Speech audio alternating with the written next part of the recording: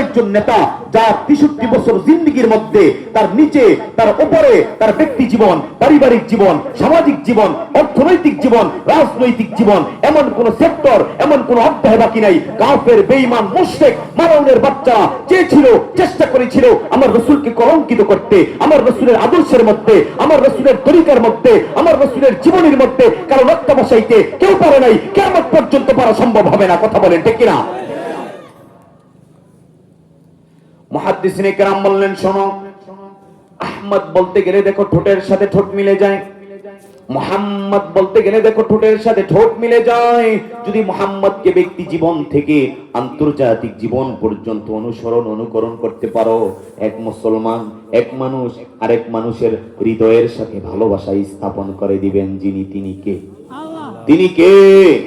এজন্য আল্লাহ রাব্বুল আলামিন জানিয়ে দিলেন কুরআনুল কারীমের মধ্যে আমার রাসূলকে এমন চরিত্রের অধিকারী করেছেন। আল্লাহ জানিয়ে দিলেন ওয়া ইন্নাকা লাআলা খুলুকিন আযীম। আমার রাসূল এমন চরিত্রবান পৃথিবীর মধ্যে আর কোন অন্য নবী রাসূলকে আল্লাহ সার্টিফিকেট দান করেন নাই।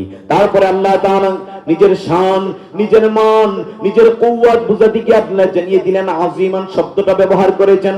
আল্লাহ জানিয়ে দিলেন ওয়ালা ইয়াউদুহু হিফযুহুমা ওয়া হুয়াল আলিয়্যুল আযীম। চিৎকার মেরে বলি আল্লাহু আকবার, আর আওয়াজ করে বলি আল্লাহু আকবার।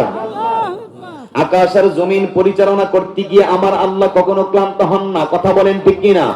এই সূরার অনেকগুলি নাম রয়েছে। আল্লাহ রাব্বুল আলামিন জানিয়ে দিলেন ইয়াসিন, এটা হলো হরফে মুকাত্তাআত। কুরআনুল কারীমের 29টা সূরার শুরুতে এরকম হরফ রয়েছে।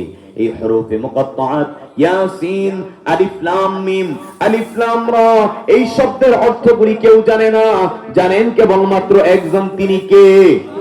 তিনি কে?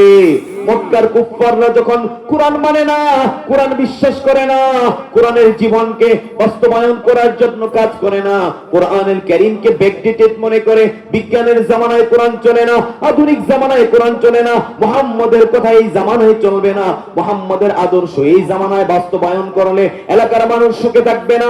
যারা এই কথা মনে করে আল্লাহ তাদের কাছে চ্যালেঞ্জ ছুড়ে দিলেন ওয়া ইন কুনতুম ফি রাইবিন মিম্মা নাযালনা আলা আবদিনা ফাআতু বিসূরাতিন মিন মিথলিহি ওয়াদউ শুহাদাআকুম মিন দুনিল্লাহি ইন কুনতুম সাদিকিন। আওয়াজ করে বলি আল্লাহু আকবার।